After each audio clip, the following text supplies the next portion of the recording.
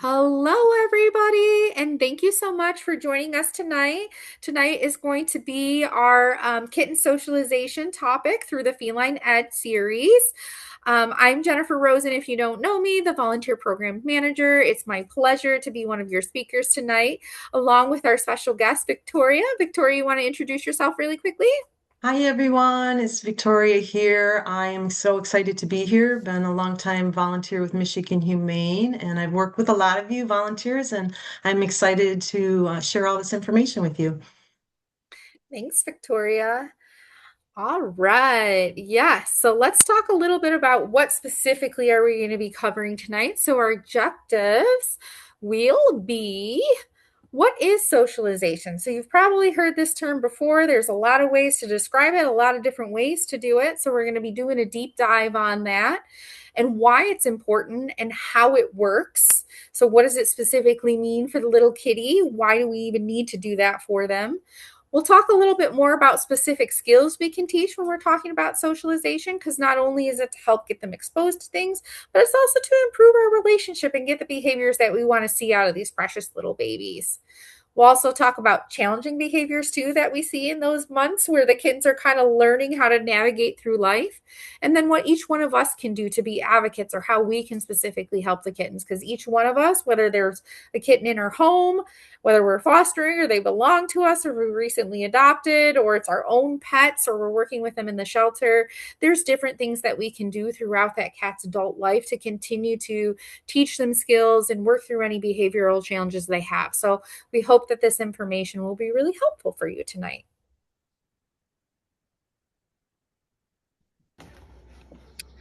And with that, we'll go right into socialization. You can see the adorable kittens there getting used to playing with a hat.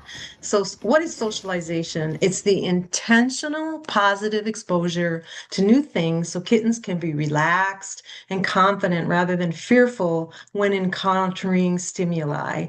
So, typically from weeks 2 to 7, it's the critical period. We call it the sensitive period for socialization. When kittens are exposed to all these different variety of things at a level that's below threshold, they get used to it and then they're not fearful of it. So, what is threshold? Threshold is the minimal intensity of a stimulus the animal will tolerate without fear. So, we can tell they're tolerating it based on looking at their body language. A lot of us have done the fear-free shelter modules. So, we have the FAS score. So, we know 0 to 1, they hardly have any fear. So, the things we want to expose them to is getting used to human touch, handling of the paws, touching their body, listening to different sounds, smells, textures, people, whether it's male, female, children, people with hats on, animals, cats, other cats, dogs, as well as experiences, going to the vet office or hearing different things in the house and different items, nail trimmers, and with different environments that include not only going to the vet, but also being exposed to different environments in your home. I'm going to play that video one more time because it's really cute. These are my fearful, I call them the sweets kitty litter. I had five, kitty litter, yeah, I guess it is a kitty litter. Their foster kittens were already 8 to 9 weeks when I got them. So I could just say, hello, kitties, and they would all go and run behind the day bed. Or I would stand up from the chair and they would all go and run. So we're going to see a lot of videos of them and how I helped them overcome that fear. So next we're going to talk about why it's Why important. it's important. Yeah. Mhm. So, what is the reason? Why do we need to socialize? I mean, we've kind of hinted at this already, but there's many reasons. The biggest one is it creates well-rounded individuals that are going to be successful companions into adulthood. Um, so, how do kittens learn? Some of it is going to be, stuff that's natural instinct, but some of that is how they're raised. So, as handlers or people who are caregivers for these kittens, if they're going to be in our homes or we're going to be working with them, it's kind of our responsibility to do these things for them. We want to help reduce their fear. That's definitely a big bonus of socialization. The more they are exposed to things, the more familiar they're going to be with them. The more familiar we are, the more comfortable we are, right? That's how it works for us humans too. It's scary the first time we walk into the room and have to give a big speech in front of people we don't know. But the more times that we do it, the more and more comfortable we become and the easier it is for us to do. And then eventually it's not scary at all. It's just part of our normal routine. It also increases confidence, right? Again, the more exposure, hey, I can actually do this thing. I can step in front of a room and speak to people. I can be on a Zoom meeting and talk to you guys. It's really not that scary. It's like the same thing as being in person. I'm just sharing the information that I know. So that's really important for our kittens too. The more we handle them or the more they hear sounds like we talked about or meet different people, the less scary it becomes. They're more confident. I like meeting new things. What really exciting things am I going to explore and find today? There's also health benefits to socialization. There's also the increased adoptability from it. So, if we're thinking about our friends in the shelter, the kitty that is not afraid of people and comes up to the front, is curious, wants to sniff, they're more likely to be looked at by people and taken home, right? We know that they already look at the colors, but what if there's 10 black kittens? How do we decide which one? Well, probably the one that's up at the front that's interested in meeting. But then we talk about that when they go home. A kitten that's been well exposed in a foster home to other animals is probably going to have a higher success rate if they're adopted into home with other feline brothers and sisters or dogs or things like that, or children, right? So there are a lot of benefits to socialization and exposing them to things. Better companionship. So a lot of people, again, like we're talking about adopters. I even know myself. I love Velcro kitties. I want a kitty that's going to be really social, that wants to sit on my lap, wants to be a part of my daily activities. So the cat that is comfortable with touch, that is comfortable with being around people, is probably going to be a kitty that's going to be happier and bring more happiness and joy to my life. But that's not the only ways that they give companionship. Um, there's more that I think Victoria is gonna to do you want to add anything to those two things, health benefits and companionship, Victoria? That sounds really, you're doing great. I love all those points. And we'll talk more about it as we watch the videos later. Okay, just making sure that I'm not missing Yeah. anything here.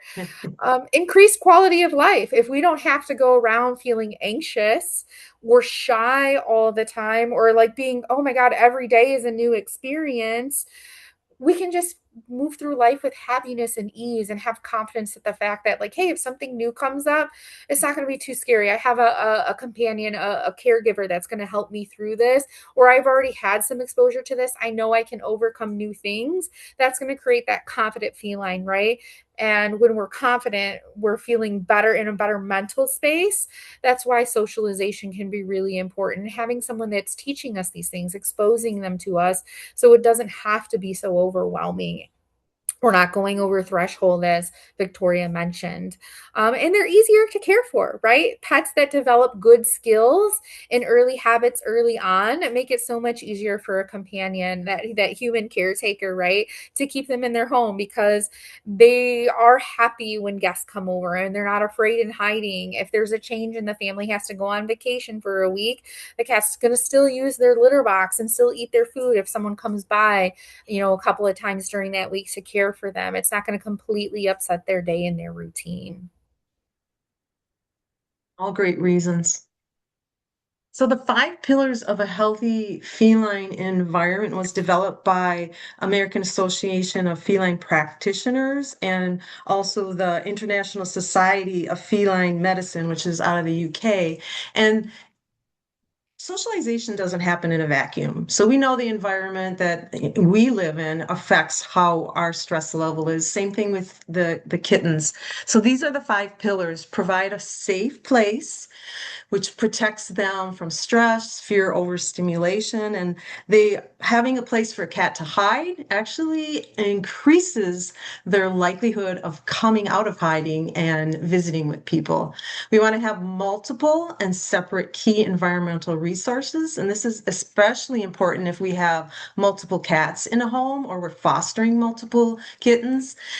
we want to have these resources accessible so that they don't have to compete with each other because that just causes stress. So that includes food, water bowls, litter box, scratching areas, play areas, and places to rest and sleep. And then number three, the opportunity for play and predatory behavior. Cats are obligate predators. They need chances to hunt, pounce, and play. And we often think of that as enrichment, in the shelter and in our homes.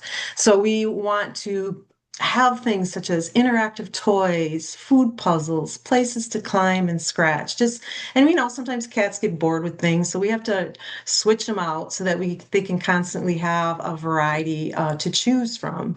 And number four, we want to make sure that they have positive, consistent, and predictable human cat social interactions.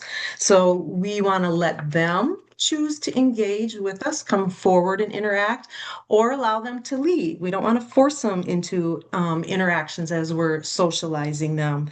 And when an interaction is consistent and predictable, it really helps them calm down. And this includes when we're gently petting them, grooming them, or playing with them. And we're going to look at a video later called the Stranger Ritual that'll help us have that predictable interaction with them. And we know kittens and cats, they thrive on routine. So this helps them to have that routine. And lastly, we want to show respect for the cat's sense of smell. Avoid strong scents on ourselves as well as in the room that we have the kittens in. And then we know that kittens, they like to rub against things and mark their space, show us that they love them or they're loving us. And when that happens, they're depositing pheromones. And these are like happy chemicals. So when they come back and smell these chemicals, it's just relaxing to them. And it lets them know this is my territory. This is my space. So we don't want to clean up everything at one time. If we need to clean up where they've been leaving their scents, either on blankets or where they're sleeping, we do a few items at a time. So when we look at all five of these pillars, this really helps form the foundation of feline welfare for cats so that they can feel secure, healthy, and social. I just want to add one thing there about the marking their scent. When we're talking about that, we're talking about those little cheek rubs.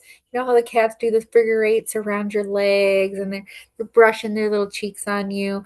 That's where they're releasing those pheromones. They're putting their scent on that stuff.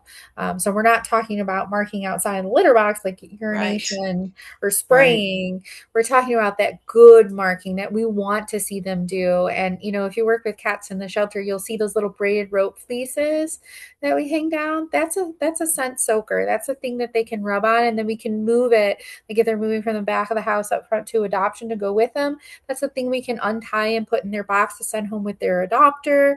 Same thing if you're fostering a baby at home, you can bring some of the toys that we can put back in their cage with them. These are all things that kind of help create that healthy environment that we're talking about. So I just wanted to add that, make sure if someone was new to cats, they knew the type of marking we were Yeah, talking about. that's great. So how do we do it? Help them get used to all these things. We want to have gentle exposure. So when we do that, we want to stay below threshold that we already talked about, where they're going to be exposed to things and not be fearful. But every day, our day-to-day actions, our normal day-to-day interactions with the kittens are going to expose them to a variety of things. We just want to be aware of, keeping our voice low when we first meet them, not moving quickly, not staring at them, having, brief eye contact. But like the kittens, the sweets litter that I had, those kittens were already beyond that sensitive period for socialization. They were 8, 9 weeks. So they were a little bit more fearful. That doesn't mean all things are lost. We can still have interactions with them and they can totally get used to people and things. It just takes a little bit longer, oftentimes 10 days for kittens that are a little bit older. But as a cat gets older, several months, it may take a couple months for them to get used to new things. So we do this slowly. I have point three there. We can have the cat look toward the stimulus, then look away from it. And then add something that they love, whether it's play, treats, or some cats just really love to be brushed. For instance, a lot of cats are afraid of hearing the vacuum sweeper. So if we have the cat in their sanctuary room or the foster room, have the door closed, have someone in the hallway at a distance run the vacuum sweeper for a little bit. The cat's going to look towards that noise and then look towards you and have something fun. Give them treats, play, and then just gradually expose over time, increase the exposure by making the distance shorter, have the cat closer to the door hearing the vacuum, or maybe have the duration increase. The vacuum sweeper play is noise is for a little bit longer. We can also increase the intensity, which would be the volume of something, whether sometimes I like to play barking dogs for my fosters. So I keep it really low on the opposite side of the room while I'm playing with them, and I'll gradually increase the volume of the sound just so they get used to it. And then diversity means exposing them to different environments. I like to do some carrier training so the cats are used to the carrier, and then I bring them to different rooms in my house that are safe. The bathroom, or perhaps you'll see different rooms in my house I'll expose them to. But I'll also show you a video of how I use the hallway as another place for them to get used to. And all these things help socialize them, build their confidence. And of course, we let the kitten set the tone. We want to let them choose whether to engage. If they're showing more stressful body language, then we disengage. We lower the stress, make your distance greater, do a shorter duration of touching them, have your voice be lower, lower intensity. And that's what we do by dropping back to the step where the cat is comfortable.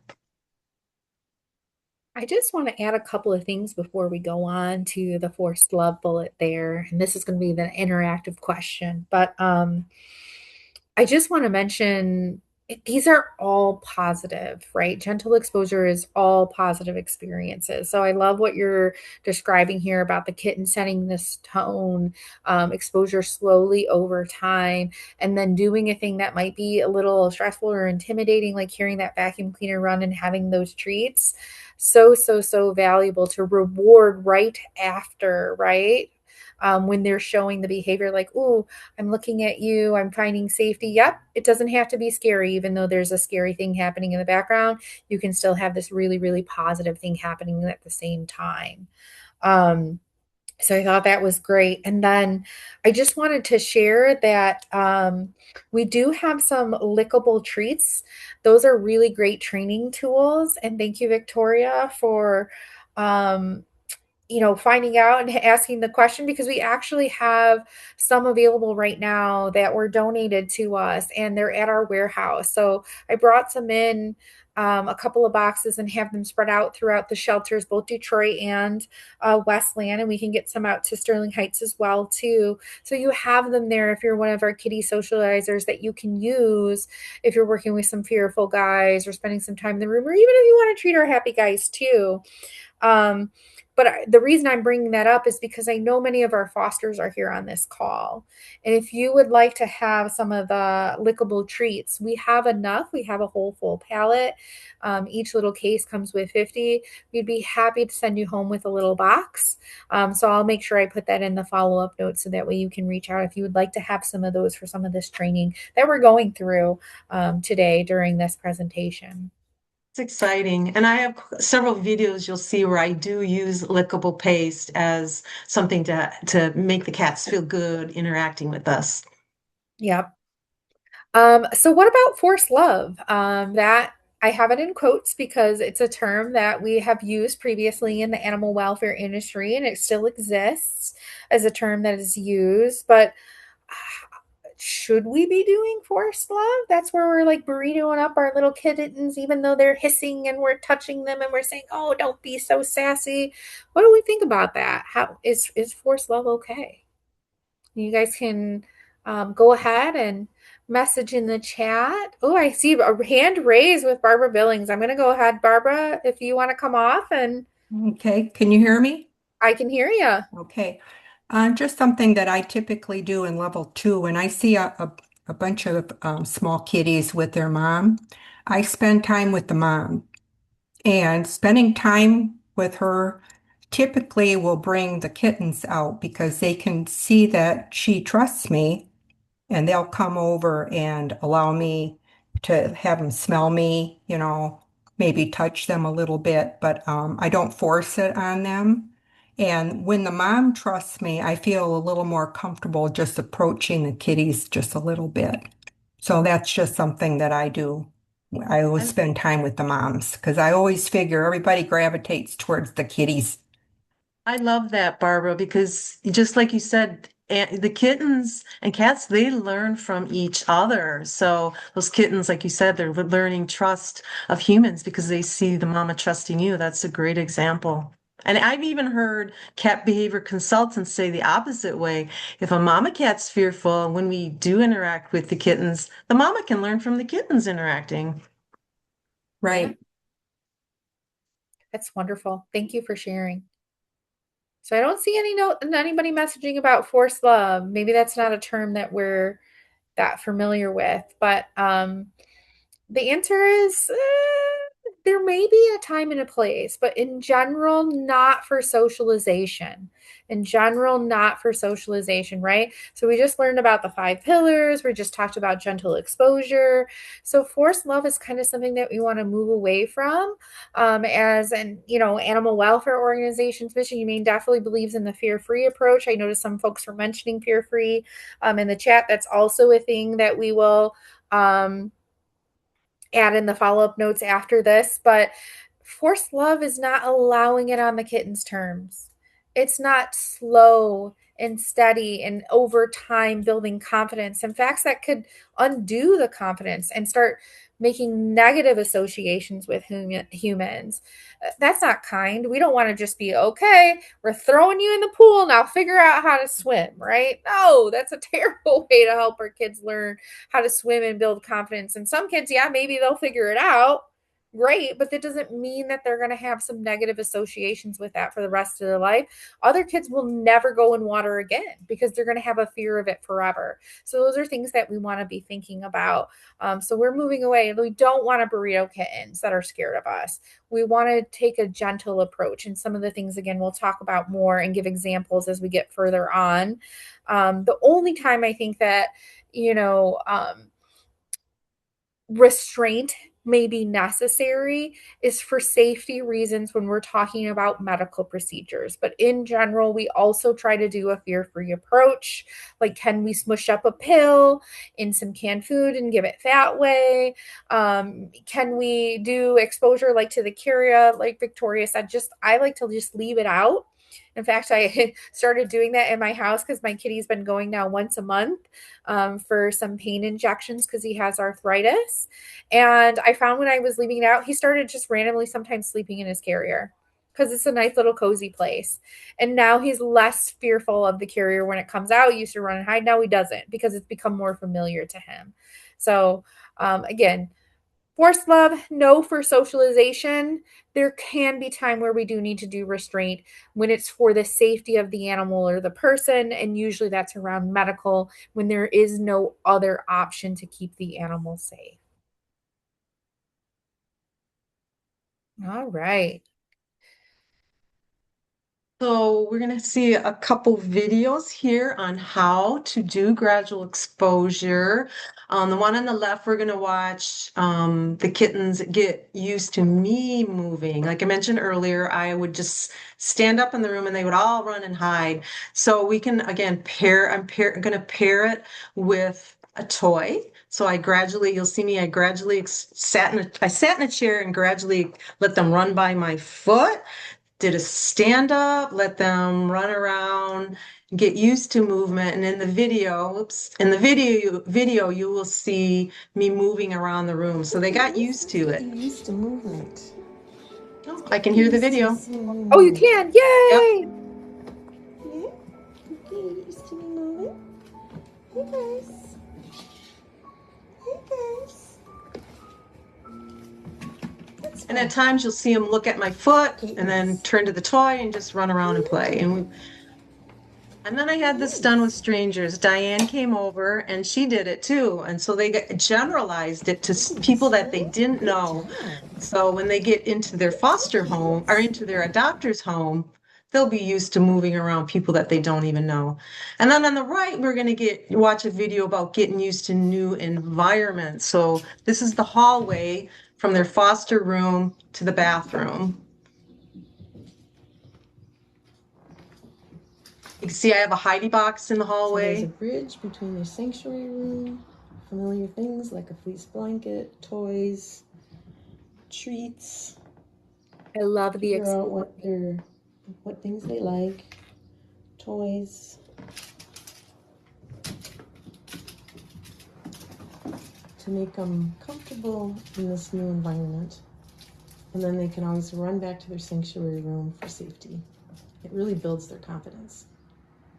When I do this with the kittens, get them used to a new environment, it's amazing how much confidence they have after doing this. And they use this procedure at zoos when they're bringing a new animal into the zoo and they want to get this animal used to moving from one enclosure to another.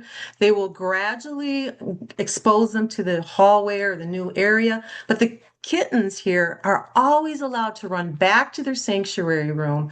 So the first time I did this, they hardly even came to the door. They peeked out maybe a foot or two and ran back in. But over time, associating it with things that they love to do and they enjoy, they were running back and forth readily. And they're going to generalize this and in a way that because we've done it together with something fun, when they go back to the shelter, they'll be in a new environment and they'll go, "Oh, there's fun things here. This is okay. I have a ball to play with." They get adopted by someone, they're in a new home. They'll generalize what they've already done. Oh, playthings. Okay, this is a new environment. I'm okay here. Things are all right. So it's a really great training technique to use. I think this is really cool. I was going to add that I lost the thought. I'm not going to add it. I'm just going to keep going. So skills to teach. So we talked about this a little bit already, but these are things that are really important, and we're not going to go into the details of how to do each one of these things, but these are all things that we want to make sure we're exposing our kittens to during that critical window, because again, it's going to help prepare them for adulthood. And well-rounded adults are more likely to be successful in a home, have a better relationship, like we talked about, with their caretaker. They're going to feel confident. They're going to feel happy in their home, not scared. So handling, we talked about that. That's really important. And there's multiple ways we can do it and multiple things that we want to expose them to. Petting. There are some cats that will never like petting, and that's part of who they are and their personality. But there are definitely cats that don't know what it is, and that's why they don't like it. So if we start at a young age with kittens, and respect their wishes of when they like petting and when they don't, we're going to have a happier cat that's used to touch and enjoys petting, which in turn the owner will enjoy petting, because I think petting can be relaxing for both the cat and the person, but if the cat is consenting to it. And sometimes as owners or as people, we're giving touch without consent. So again, the more we can expose the kitten to touch at a young age, the toes, the ears, the nose, even a little bit. I like to rub my kitty's nose right here so he's comfortable, and touch his lips sometimes too, because they're gonna have to check his teeth, when he goes in for his vet exam. Some people like to brush their cat's teeth. I will lie. I won't lie. I'm guilty of not doing that on a regular basis with my current kitty, but that's because I wasn't able to start him off young. Doesn't mean I should give up hope, but I did do it with my other kitties, and it is the gentle exposure method that Victoria talked about, and I was able to brush the teeth of my two cats. I know that sounds crazy, but you can train them. They love the way that they tasted. I would let them lick the toothpaste off the toothbrush a little bit, and that's all we did for the first several times. And then eventually it was, okay, now remember mom touches the tooth, I was doing it with my finger first. I touch it here. So the toothpaste, even before the toothbrush or the toothbrush was on the finger before I ever introduced the toothbrush. And we did that with some touch with my fingers, but then it was the toothbrush and they were used to my finger doing it. So then they were used to the taste of the toothpaste. So we were able to get the toothbrush in the mouth. And they were okay with it. Sometimes it was just them gnawing on the toothbrush. So that was them having a chance to do what they like, just gnaw on it, just lick it. But then there would be times where I'm like, okay, we got to scrub. And it was doing both and taking breaks in between there. Um, So picking up is another important one. These are things a lot of pet owners are going to like and hopefully want to have their companion do with them. Not everybody, but if this is a kitten that maybe is going to a home with young children, or if they're a person like me that's looking for a lab cat, the cat that gets picked up regularly and put in the carrier, at a young age is going to be more confident as they get into adulthood. And it's a lot harder to put an adult in a carrier that doesn't want to go in it than a kitten who is still learning and more moldable and is going to be like, yeah, this isn't scary. I guess I will walk in my carrier. It's not a big deal if someone picks me up to put me in there. I like the carrier. Sometimes I get treats in the carrier. My toys in a blanket that has my scent in it is in there. So those things are really important too. And there are going to be times we need to pick up our kitty. Maybe they're on a counter and we don't want them to be. So starting this early, picking them up where the kitten's not struggling, giving them some scritches and putting them down before they are struggling is how we can make those positive associations. Brushing, cats can be hit or miss on this too. And I think a lot of this goes to what they were introduced to at a young age, and that gentle exposure. So a brush is another thing. Sometimes I know this is silly, but I leave it out. I let them sniff it. I give treats near it. This is where the licky treats can be really great. And I brush in the areas that my cat likes first. My cat loves his cheeks and he gets to put his scent, and he will even, sometimes I don't even have to move the brush. He moves his face into the brush. So I let him choose the tone and the pace.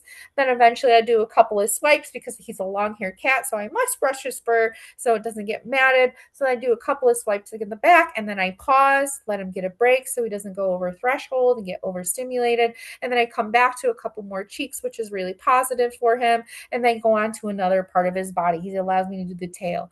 The only one I can't really do is this tummy because that's for a lot of cats a very, very sensitive area.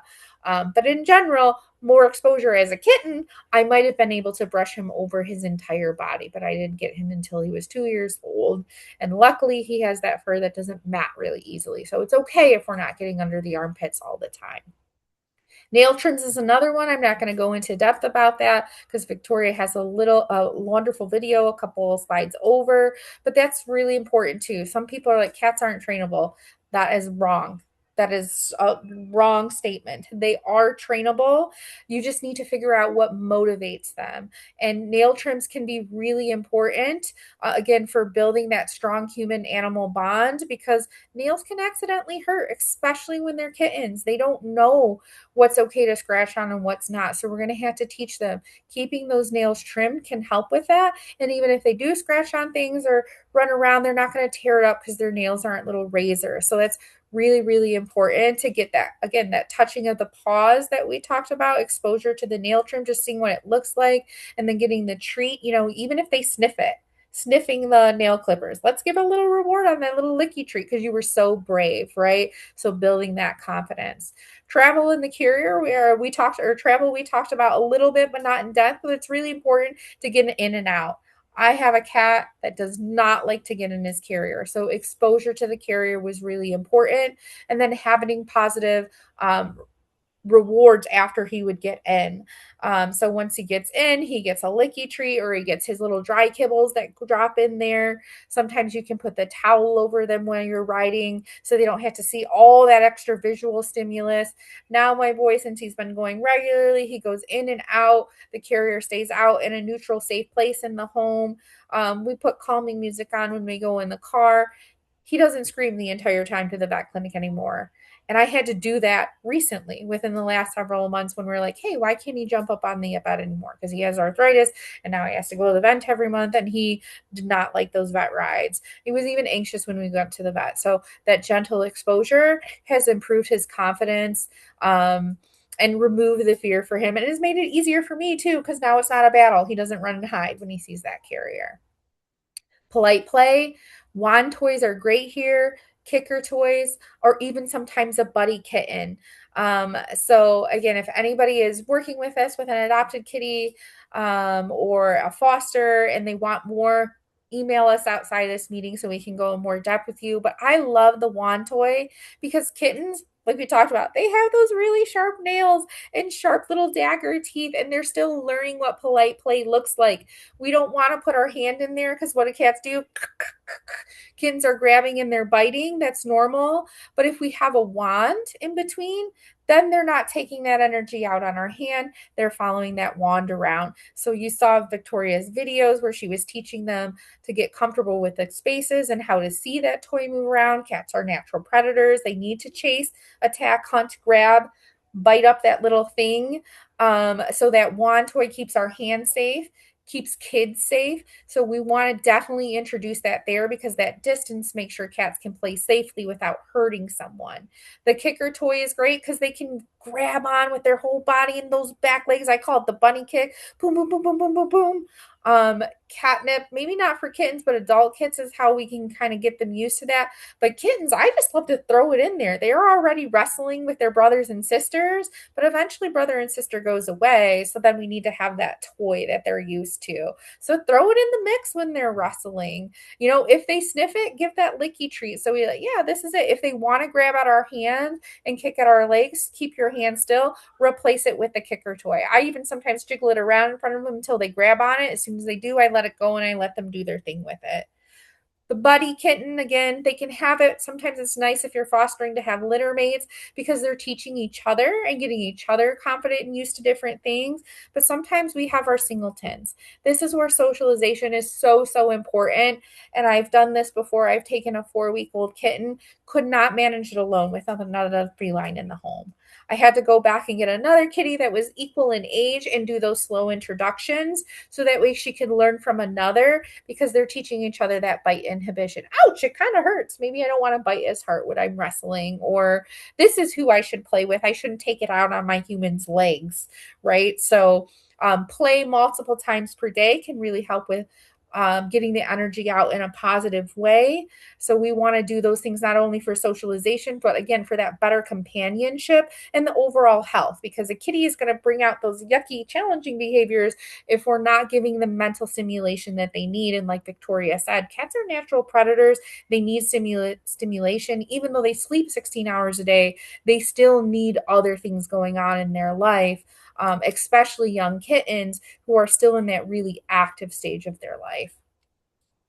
So Oh, reverse behaviors we want to see because they're more mhm. likely to be repeated. And Victoria, I don't know, do you want to add anything to that? That no, that was really great. All that information is so wonderful, especially adding a Yeah. buddy when you're fostering. If you have a singleton, it really It helps a lot. it teaches them so much because like we said they're learning from mom and their siblings, but sometimes they get separated at a young age, and while humans can be great, we're not a replacement for what it is like to be another feline. And they really struggled to learn. Even though I was doing all those right things with my singleton, she needed another cat, and she did have my adult cat, but still he was like, sometimes you're a little too much. So having a kitten who was the same energy level really did wonders for her. She still never got really too keen with me. She never was big on humans, but that's okay. I gave her space. We played together on the wand toy. She let me touch her when she was eating. She liked to cuddle on me when she was tired and she wanted to nap. Everything else was I want to be independent or I want to be with my feline friends. That's okay. We got to her to a level where she was comfortable with, and we're able to tell her next people that we're going to take her on what she liked so we could get her into the right home. All right, what else do we got here? Nail trims using operant conditions. Brian has a question about biters, but I think we're going to address that a little later, right? On Yep. biting. Yeah, okay. Challenging behaviors, or we Yep. can get it Well, at the end of the call. And I see Diane yeah, hand raised too. Is it yeah. We'll address it later so we can get through the through the presentation. material? That's Yeah. okay. Okay. Yeah. So, operant conditioning to train nail trims is learning by consequence. So, a consequence is what happens right after a behavior. So, you all think about how if you pull out a treat bag and it crinkles and your cat hears it and comes running to you. So, running to you is the behavior, and then the cat gets a treat right away. So something is added to the environment that the cat likes, and then it increases the likelihood of that behavior to happen again in the future when the cat hears that crinkling bag. So when you add something to the environment after the behavior, that's called positive. And when the behavior increases, That's called reinforcement. So that is how the term positive reinforcement comes about. So animals learn based on the behavior and what happens right after the behavior. So this nail trim training by operant conditioning, I broke it down into little pieces so you can see the steps listed, but I'll talk about it as we play the video. Okay.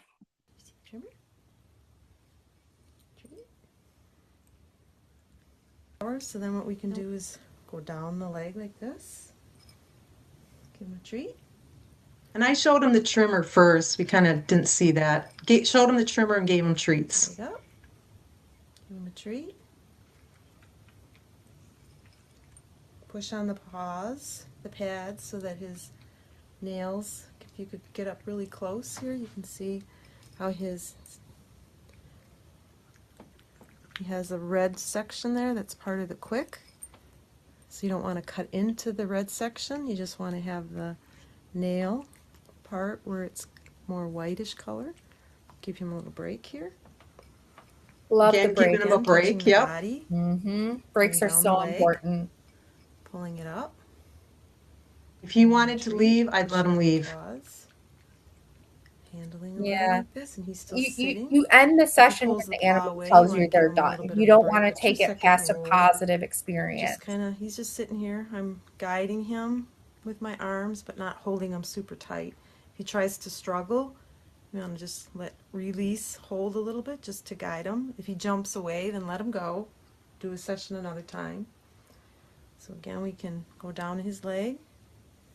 This time we're going to take the trimmer and just go here like this. Get him used to having the trimmer come at him.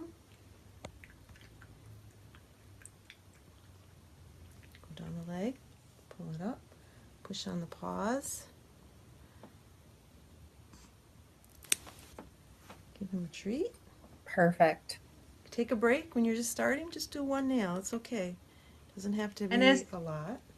And as the cat gets used to it, eventually the cat's going to sit there while you go through the whole procedure. Now, some operant training is actually their learning, but if you show the next video slide that we have, you can also do nail trims by distraction. So I like to start with a little bit of operant conditioning, getting them used to the touch. But then when it comes to actual trimming the nails, I just let the cat continually lick some lickable paste if they like that. So let's watch that video. So we're going to just desensitize by touching her paw a little. I'm going to release and do churro. We stop the churro. We touch the paw. I release. Give the churro. And then we can also do just a distraction, which is touching the paw while she's chewing and do the nail trim.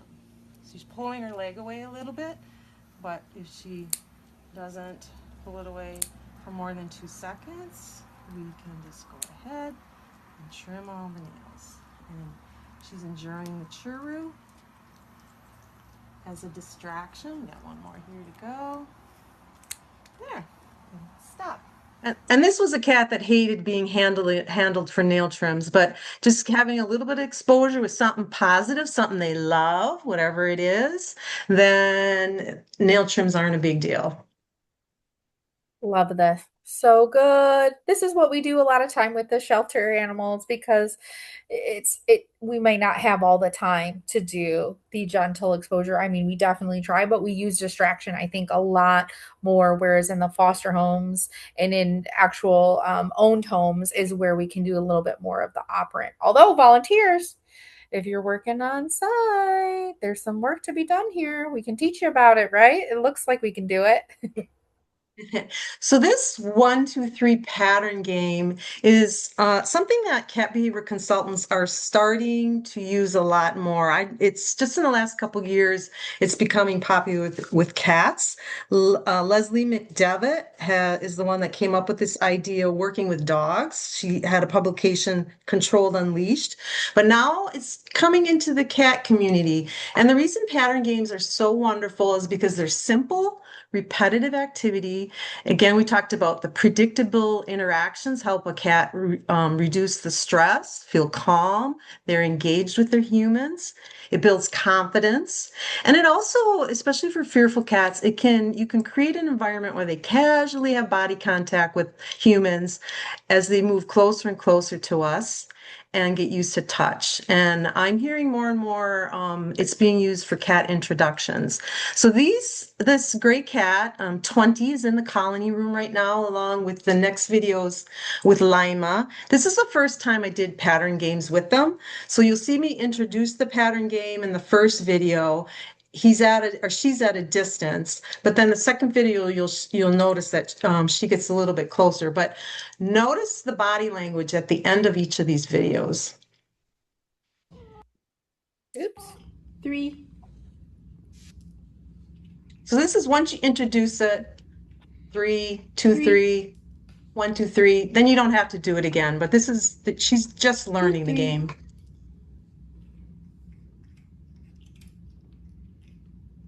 2, 3.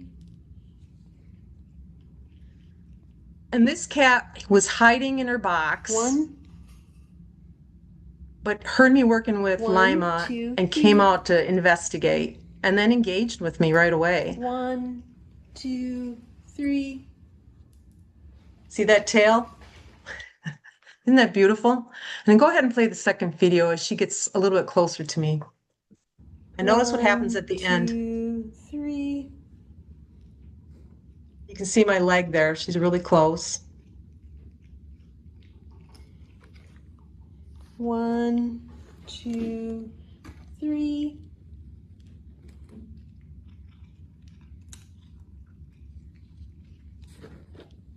It's on my hand, so I'm going to reinforce that. You kidding me? Oh my goodness. Oh, Did you see so that good. happen? Oh my goodness. So That sweet. surprised me. I didn't expect the cat that was hiding to come out and interact with me. So let's look at the next slide with Lima. And notice, you can just see in the picture, look at Lima's tail. What is that tail telling you? I wasn't going to be touching this cat, but I wanted her to engage with me and move around the room. So first of all, we wanted to figure out what's her paycheck. Does she like ice cream or does she like pizza? So the first video, I'm going to test what she likes. And then the second video will show how I moved around the room with her. Whoops. Whoops. 3.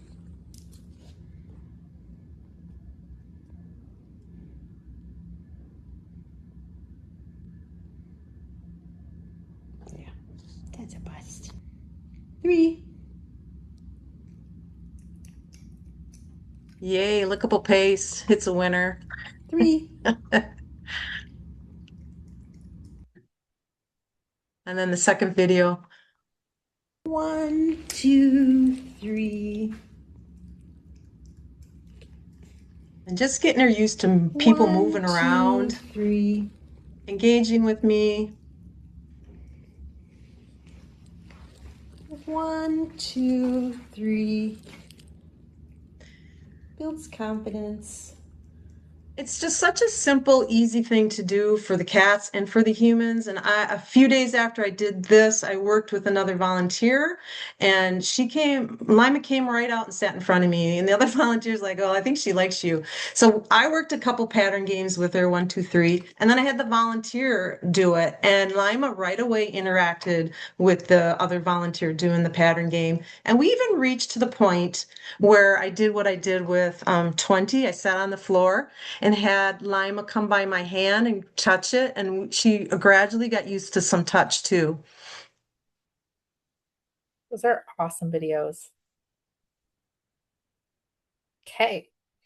So switching gears just a little bit, let's talk about introductions.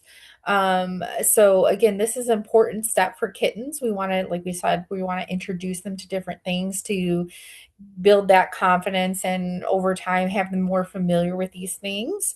I love the moving around because you're right. Some cats you move and then under the bed or chair they go.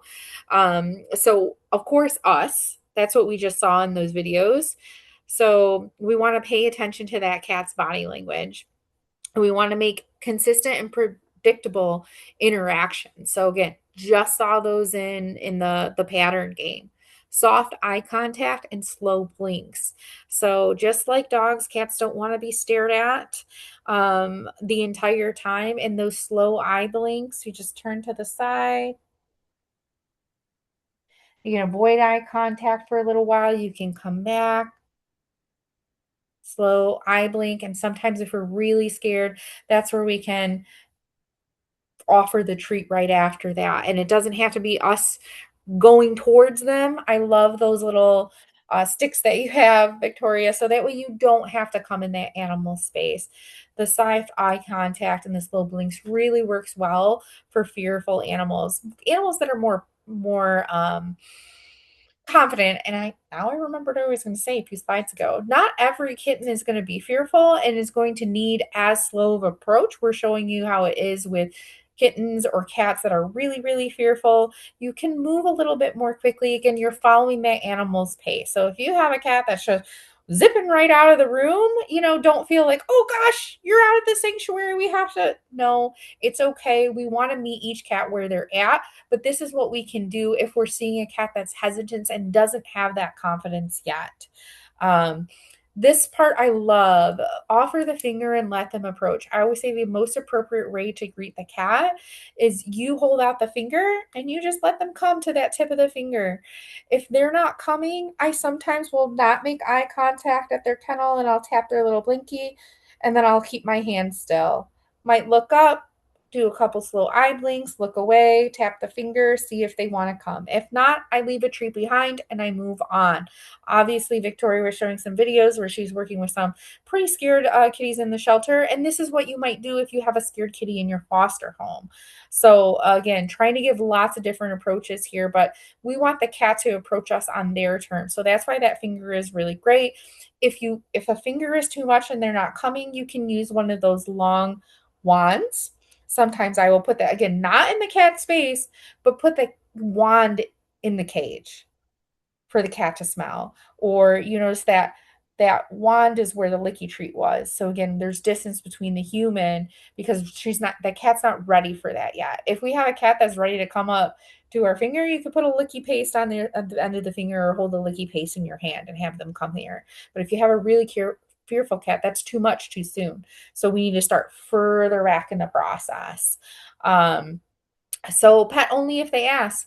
They need to be leaning in. If a cat is not approaching us, if a cat is not leaning their body into us, they don't, they're not happy. They're not enjoying the touch. It doesn't, neutral body language does not mean yes, I enjoy. So that video that we just saw, not with Lima Bean, but the other girl who was like, yes, I like this, I'm ready, and rubbed into Victoria, that's how we know that that kitty is ready for touch. And you notice earlier in the videos, it was just ooh, I touched your body. And that was it, because we need that cat to get comfortable. If we go right into the scratches, that cat can revert and run back into hiding. So it's those nice, gentle, slow steps. Introductions to the home is just as important as us. We talked about the sanctuary room or setting up a quiet space with places to hide and rest. That's so important. We don't want to put them in a bathroom, which is fine if we're fostering, or a spare bedroom, and then there's nothing in the room except a just big old wide open box. That's so much pressure so fast. That cat has no place to decompress. They're going to be immediately over a threshold. We're walking in the room and then it's like a cat trapped with no other options. So we want them to choose when they're going to increase that distance with us. And again, using that pattern game is a really quick way we can do it. Or I shouldn't say quick, but is an easy way, a fear-free way that we can do that with them, and that gentle exposure. So we also want to visit during meal time. So we see treats can be a motivator, and offer play. That's usually my strategy when I'm working with fearful guys or even guys that are unsure, is the food is like really enticing. I want to come and eat. So a lot of times with my foster kitties, I would just sit in the room with them quietly. not even really interacting with them and letting them eat because they're just getting used to my presence while they're having a positive interaction. Then I might move the wand around because, ooh, I like wand toys. Wands are fun. I'm going to get interested in it. Still not touching, but letting them eat and then choose to play with the wand on their terms. So there's more positive interactions happening around the human. Um, so slowly introduce the rest of the home. This one's really important. Again, unless you have kittens or adult cats that are just like dying to get out that door. And even if they are, it's still, once they come up across something that they're not used to, going to be very shocking for them. And if you have other animals or children in the home, very quickly things can escalate and a cat can be fine one moment and curious, but all of a sudden they're face to face with another animal and they are no longer having a good experience. And then we can potentially break out into fights. And then maybe a cat is less confident the next time around. So, like Victoria showed with the sanctuary room and having things in that hallway that they're used to is great. I like the scent swap. And here we got the other animals. But scent swap is still good. So like let's take an item from the living room, even if there are no animals in the home, and put it closer in the sanctuary room, like a couch pillow, and put it in there. They can smell other parts of the house, maybe other people or individuals that are in the home without having to interact. So we're only doing one sense, the smell, but we're not doing sight and smell and touch all at once. That's much more overwhelming than just stimulating one sense at a time. So again, the hallway is great. And so then they get familiar with the hallway. And then, okay, maybe we're going to move into the living room there. Sometimes I also like to let the gradual exposure happen. So, again, I'm not encouraging the play because some cats are curious and they want to slink around. So I have their toys and their treats, and I'm just sitting in an area. They come out. I might softly speak. I might offer a treat, or I might start doing the wand at that time. So, hey, look, you were brave. You came into this room. Let me reward you with a play because you really like the wand there. And then again, it's not me and the wand and the kitty all on top of each other getting used to the new room. I have some distance between us because I'm using the wand there. But maybe if a kitty really loves touch and they're like, oh, there you are, and they come up for rub-ins, I'm going to give those rubs right away if they're leaning into me. But if they're not and they're still exploring the room, I'm going to take the pressure off. To other animals, that separate room is best. Some people are like, just throw them in, put the carrier in the room, let them sniff each other.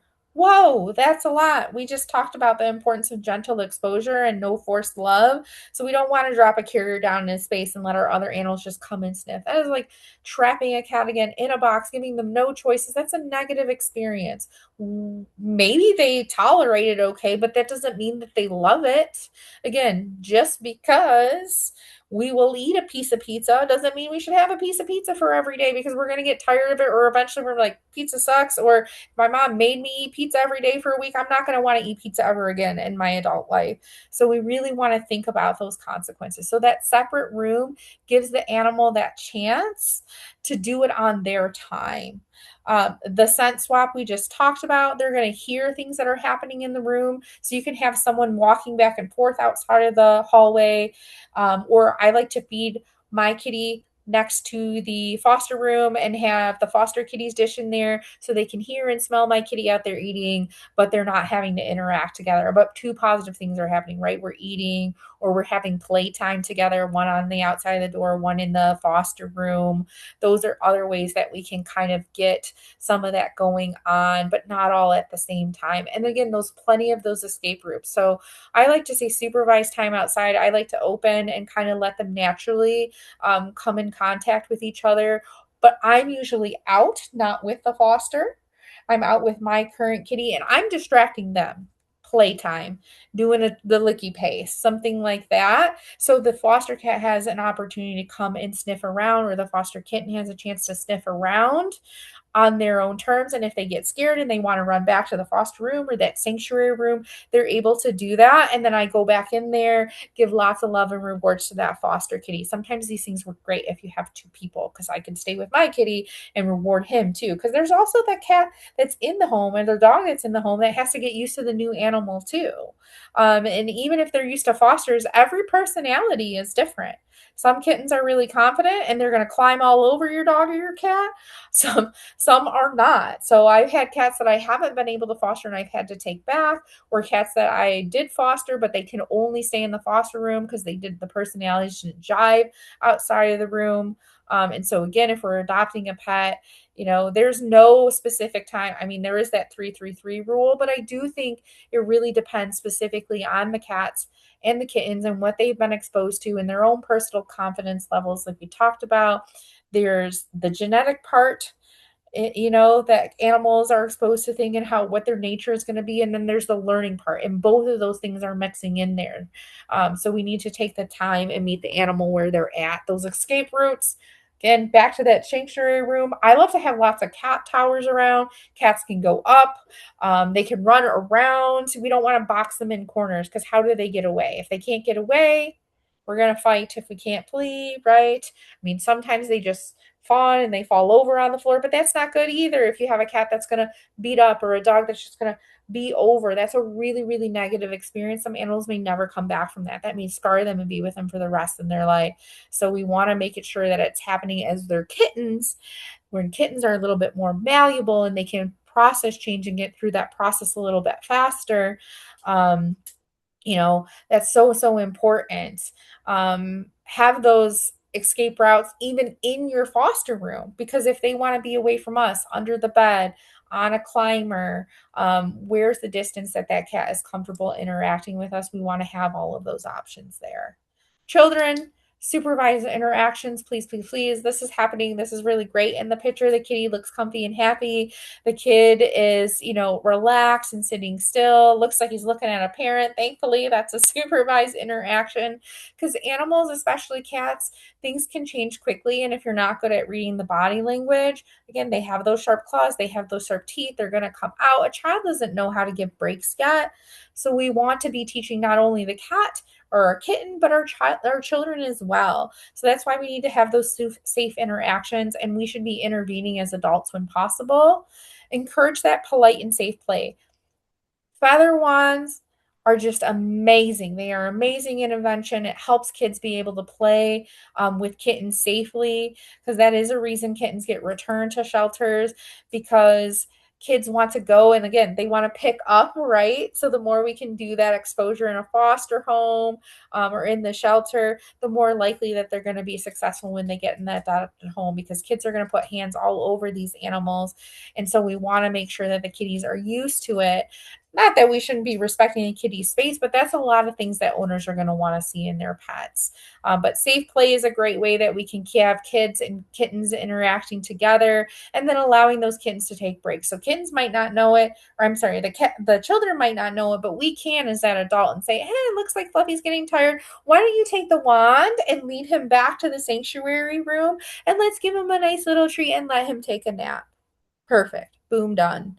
Again, with my foster room, usually leave the cat carry in there as a place out at all times that they can go and sleep in if they want to, because they're going to be going back to and from the shelter. Eventually, they're going to have to go to a new home in a carrier. Maybe they're going to be going to the vet in those carriers. So again, all of these things, these are different ways we can expose them, and make sure that they are introduced properly to these different things. So these are the things that we want to introduce: our home, ourselves, other animals, children, and we already talked about environments and things.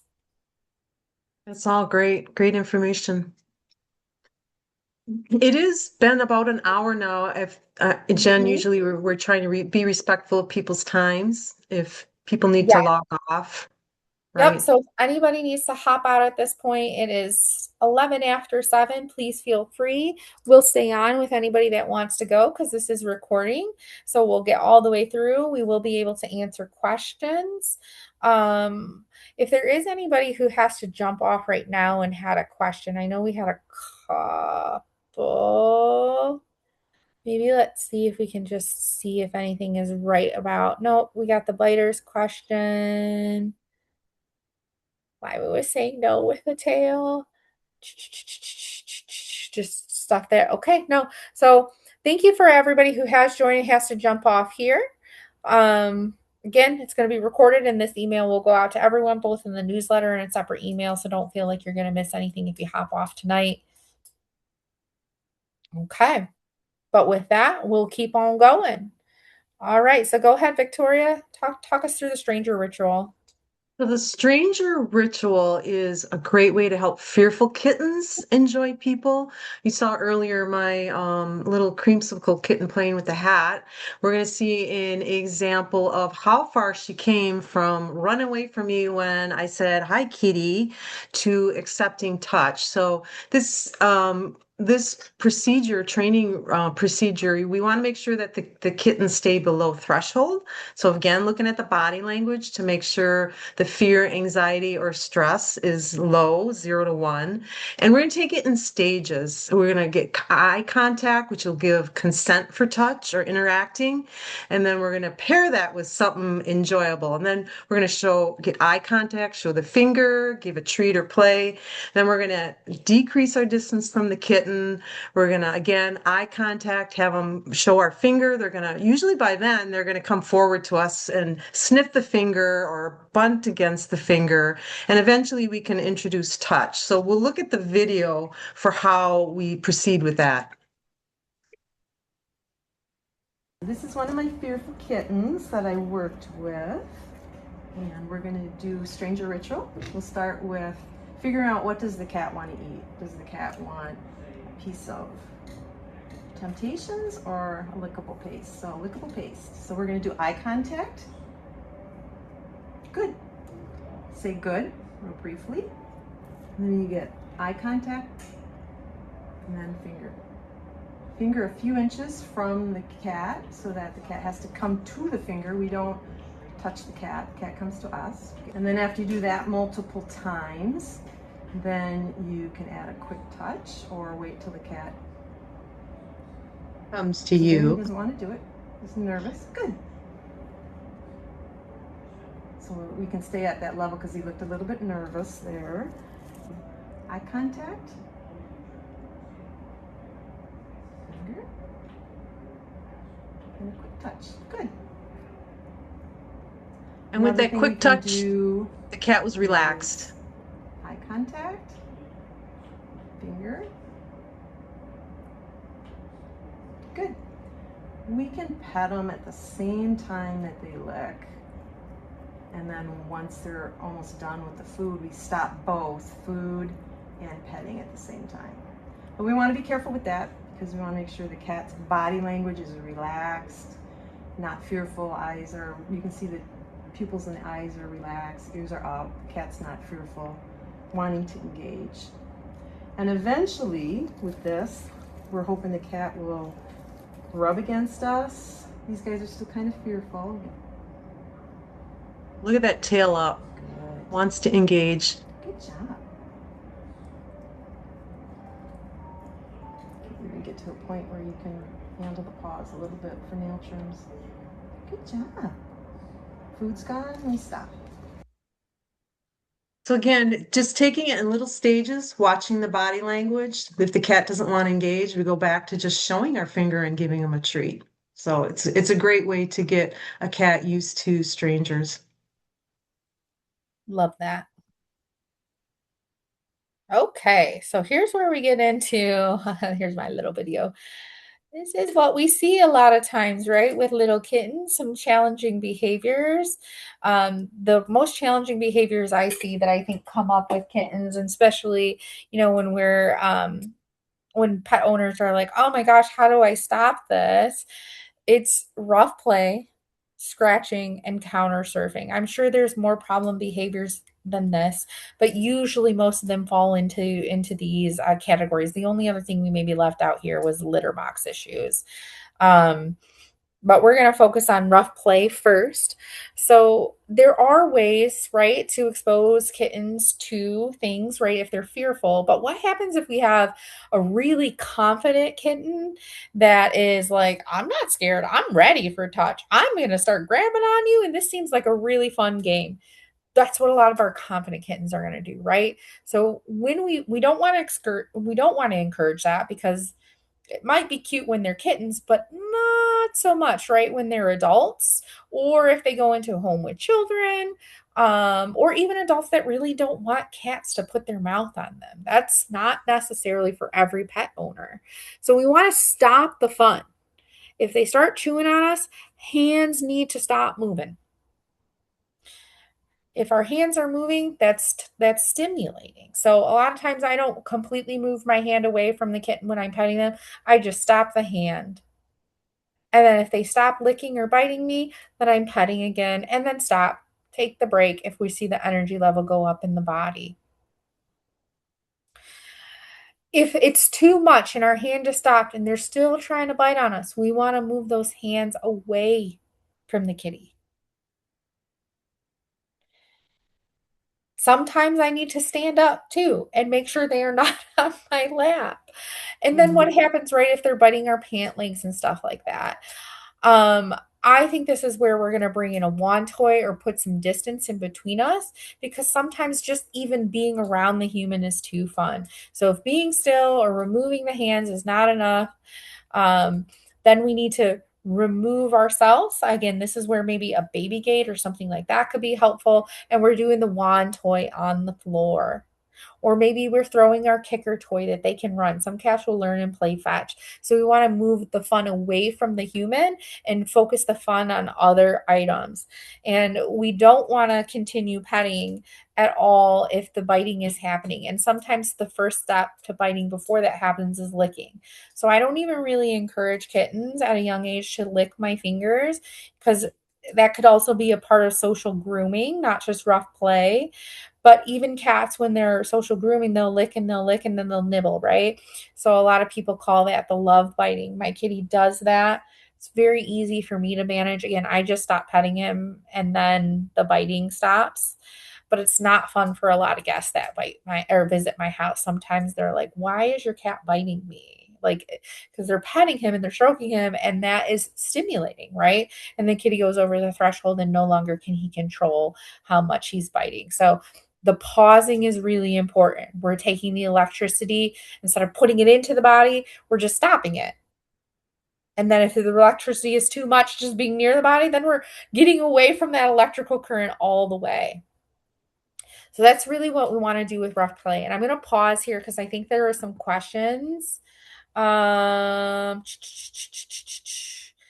Brian, I think he left. So I don't know if anybody else is still on here that is interested in that rough play or has any questions about rough play. I can go ahead and answer those now. We also got Victoria here, so pick our brains.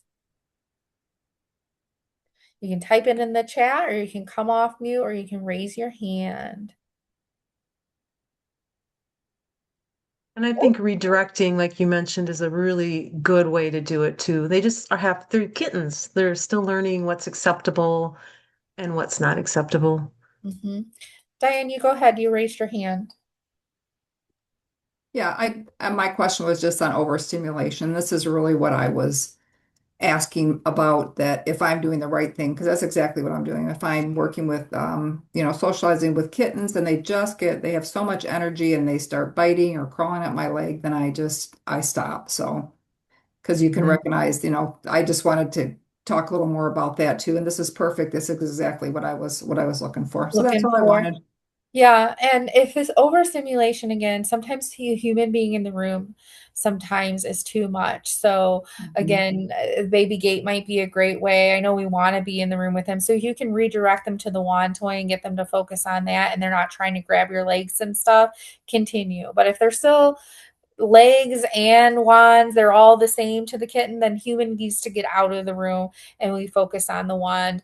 And you can also leave the room temporarily too and just, okay, I'm going to throw the toy over there and I'm going to exit the room. And that might take a couple of times too, but all fun stops. So human exits the room every time you try to grab on my legs. But redirection usually works unless you have a kitten that's a little bit older, then it sometimes takes a little bit longer for them to catch on. So start when they're a young age.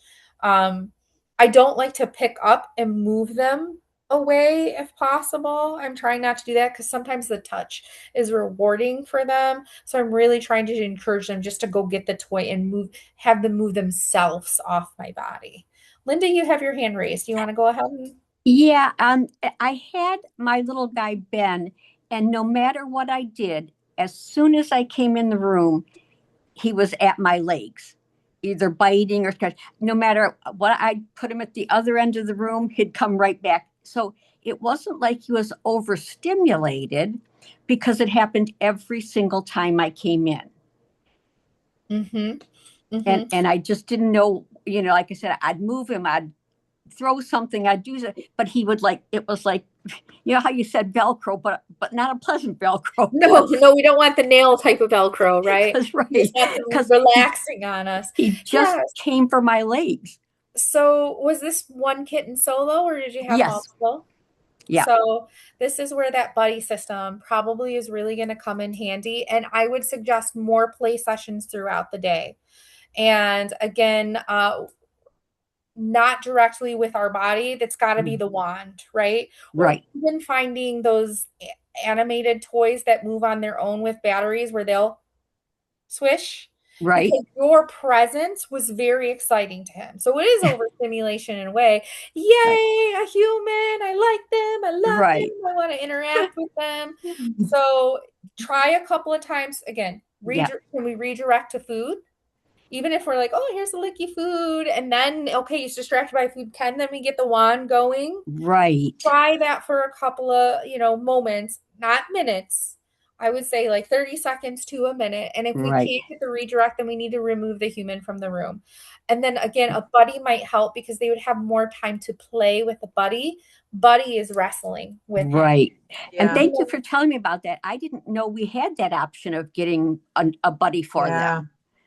Sue Malik is really good. I hear her time and time again say she has a singleton kitten and she reaches out to the foster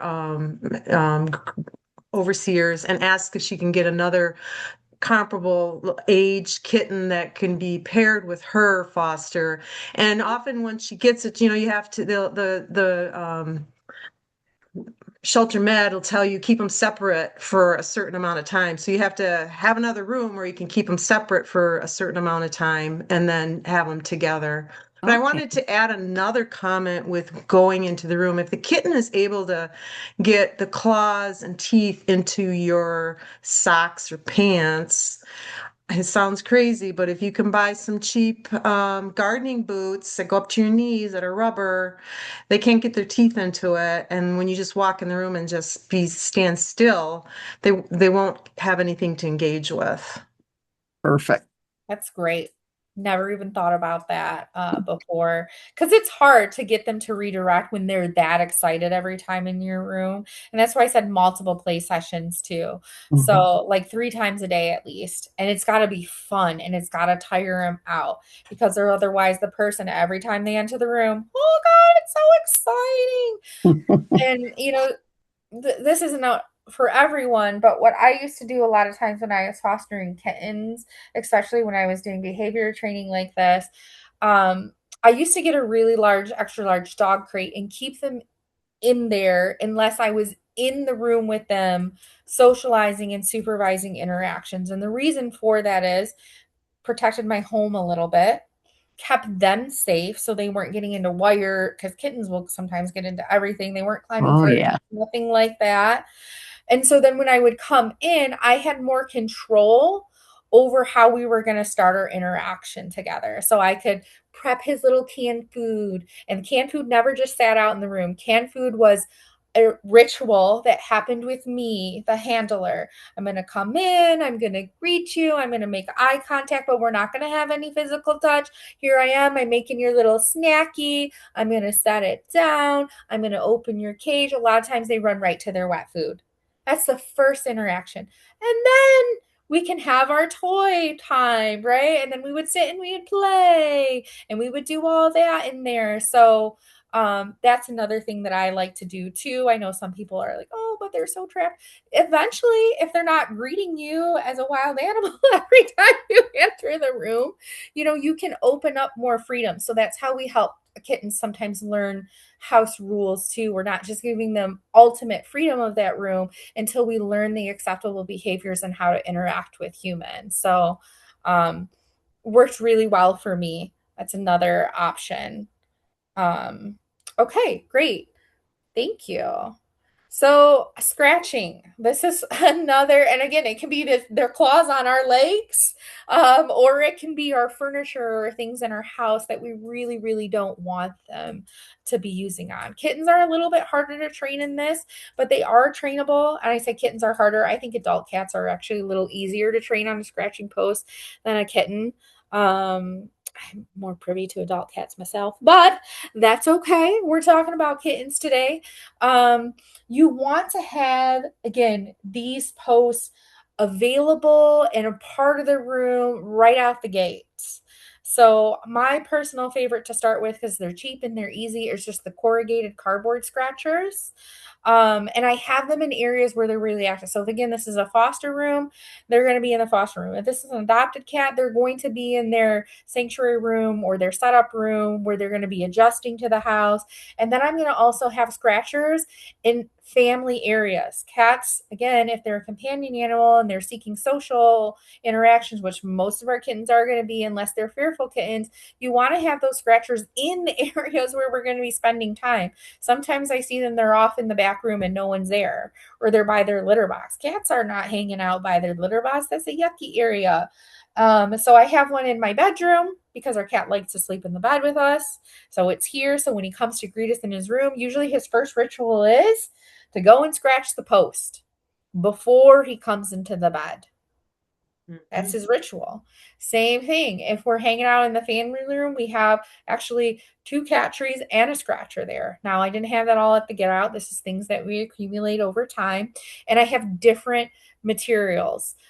So corrugated cardboard is nice. It's super cheap. It's really easy. Again, give that lickable paste. Reward the kitten with the cat wand. Use the cat wand over the scratcher to encourage the cat to come over to it and get used to it, right? These are things that we can do. Have them in those family areas and get those different materials. So my next one is the rope. And I don't know what type of rope it is, but I love when I Sisal, see those. Yeah, sisal rope. wrapped around either something that can lay flat on the ground or you can hang it from a doorknob. I've seen those. And then I have seen them go up the cat trees with the post. Oh, that's just a beautiful. Their nails can really get stuck in it. They feel like they're doing a really great job of just moving their fingers, and that's natural behavior. Cats are scratchers, right? So we won't want to. We can never get rid of scratching. Scratching is never going to go away. So we need to do the things that cats are going to be able to do their natural behaviors in a way that's desirable in our home. So again, I love posts that are long. Don't buy your cat something this tall. Yeah, it's fine maybe for when they're a kitten, but as they grow, they want to stretch their body out, right? When they're scratching, they want to be able to rub on it and put their scents on it. So I have some that are tall, again, on the cat trees. I have some that are long that lay on the floor. If you're going to get the ones that hang on the doorknob, I even suggest getting something sticky so you can actually stick it to the door, because if it's moving all around like this when they're trying to scratch, we're defeating the purpose. So we want to have the scratcher set up in a way that the cat is going to want to use it. Encourage and reward that use, like we talked about. If we're just getting it used to it, do the play wand there for kittens. That's why I said adult cats are easier, because sometimes they're a little bit more food motivated. Or catnip is another great one, but that doesn't work for kittens until they're like 4 to 6 months old. They don't get the good feelings that adult cats get. So that's my go-to. Just put a little catnip on those scratchers, and cats are right to it, right to use it. So it's really easy to train them to use it. And because it's a material that they like, they're going to go to it, and it's always in the family room. So they can start their ritual off by doing that and then coming and greeting the human if they want to. Um, the other thing I wanted to add to that is keeping the nails trimmed is important too, because if they're going to, oh no, that's what I was going to say before. Sorry, little scatterbrain today. But if you notice that they're going towards a particular material in your home, see if you can find a scratching post that has a similar type of texture. So for one of my older kitties, he really loved like that old like office. I had a chair that was like almost that old office carpet texture. He constantly scratched on that. So I literally searched for a scratcher that had like that old weird carpety material that's really thin. They have it in every office. It's like the most god awful thing, but they put it in offices because it's cheap and people are going to wear their shoes in it and mess it up. So I had scratchers like that for that kitty because that's how I got him to stop scratching the carpet in the chair. Because as soon as I had scratchers with that material, plus a couple others with other materials around, those were just his go to because they were there and they were easily accessible. And I put them near the areas where he wanted to scratch, but in front of them. So that was the first option, and really loaded up with catnip and gave him a lot of verbal praise. And we had playtime afterwards to really encourage, like, yeah, this scratcher, that wow, I get all these rewards and all this affection when I use this, but no positive interaction when I'm scratching on something that I don't. Um, and the best way to make sure they're not scratching on areas is try to keep them protected when they're in that learning stage. This is really hard for kittens, but the double-sided sticky tape, some people like to use that, and I had to wrap. I actually put masking tape, so this isn't double-sided. It's just a done deal for me. But for my kitty, I put the masking tape around the parts of the bed frame where he was scratching and had to get the scratcher in the bedroom. That's how I knew, like, okay, he likes this material. I got to have the scratcher here. Otherwise, he's going to go to the bedpost. But the double-sided tape is really good. I've heard about some people putting tin foil on their counters. Again, we're going to get to counter surfing in a minute, or putting a tin foil over the armrest of the chair if you have a cat that goes up and scratches there. So you want to protect those areas so they're less desirable. If they're not desirable areas, cats are not going to want to go to them. They don't like, ooh, what's that weird noise and texture of the tin foil or the sticky tape? My paw got stuck to it. Again, if they're not using a scratcher, it's probably not a scratcher that they like. So we need to try a different type of post or a different type of material, different length or shape. There's so many options these days. And again, that corrugated cardboard, chef's kiss. It's really affordable. You can even make your own these days. We did that for the last one of our last special project days. So try those out. I got to say, that project you guys did with the homemade scratching posts, Jones and Judy, you all remember the two of them from the colony room? They loved it. We brought that back into my foster home, and then when they went back to the shelter, they used that little homemade scratching post or pad, I mean. Yeah, yeah. Those were cool and they were nice because they could fit in the shelter cage. So if you ever get little samples because you're going to get your carpet redone, some people get those samples. We've had those actually donated to the shelter before. Those are super cool because they can go home with fosters. They can fit easily in the shelter cages, and kitties can still have a scratcher even though they don't have as much space or room. So just keep that in mind if you ever see those. Sometimes people have cut up their carpet and brought in the squares. We're not really looking for that because those are falling apart, but the samples are really nice because the edges are all nice and protected, and they don't have the little pieces of plastic coming out that kittens might accidentally eat because it looks fun and it moves around, and we don't want that to happen. So counter surfing, really the key here is they're doing any behavior that a cat is doing, they're doing it for a reason. So we need to figure out, what are they surfing? Why are they getting up on the counter? They probably want something. Is it attention? Think about where humans are. We're up high. Cats are down low, especially kittens. They're really down low. So they're going up, right, to try to interact with us most times. So if they're coming up because they're looking for attention, how do we give them ways to get that attention without coming up on the counter? Is it food? That's a really common one. People are prepping the cat food on the counter. Cats are coming up because they want to see what prep work is happening. Um, what about the height? Do they have ways that they can get up? So Victoria talked about something really cool that she did for counter surfing. Is she put a stool near her counter so her cat could come up and could watch what she was doing, but it had its own place to sit that wasn't on the counter while she was prepping food or doing whatever, because they're social and they want to be with us. For my kitty, it's just making sure no food or cups of water are on the table, because any item that has liquid in it is a toy, and my adult cat will come up And if he can't fit his head in, then guess what he's doing? Boop, tipping it over because he just loves to drink liquid in any other place that is not in his cat water bowl. Um, so if they're seeking water, I do a lot of times I'll turn on the tub that is an acceptable place for him to jump up and get water. So anytime we walk in the bathroom and he goes in the tub, I'll turn on the water for him so he can go and he can drink from the running water. We tried a cat fountain. No thanks. He wants the fresh water from the faucet. We never give him water from the kitchen sink because we don't want him jumping up on that counter because it's in the kitchen where we're doing food prep.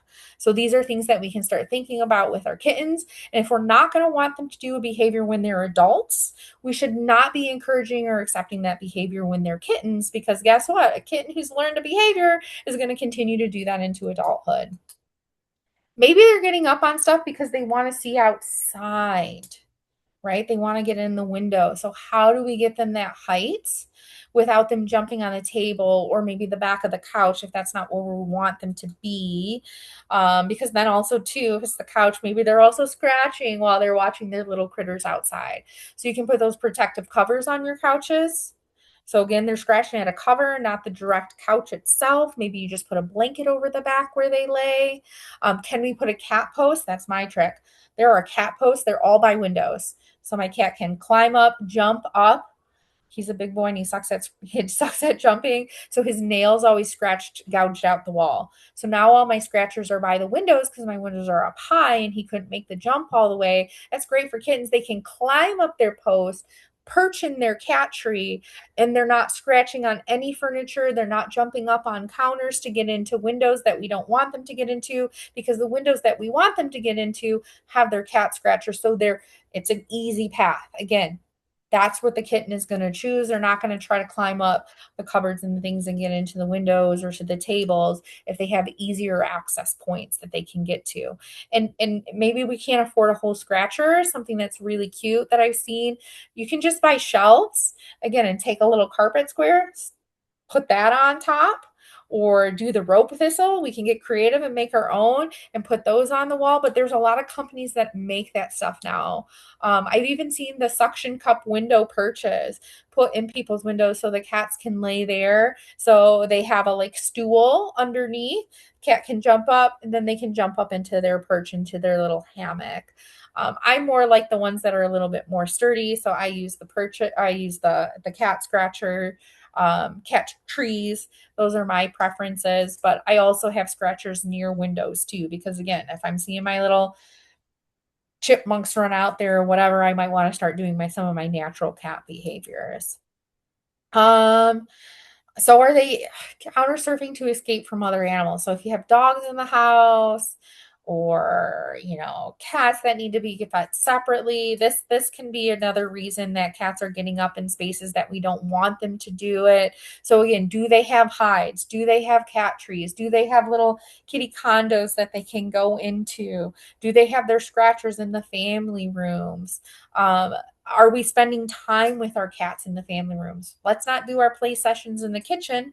Let's maybe not do their food prep in the kitchen.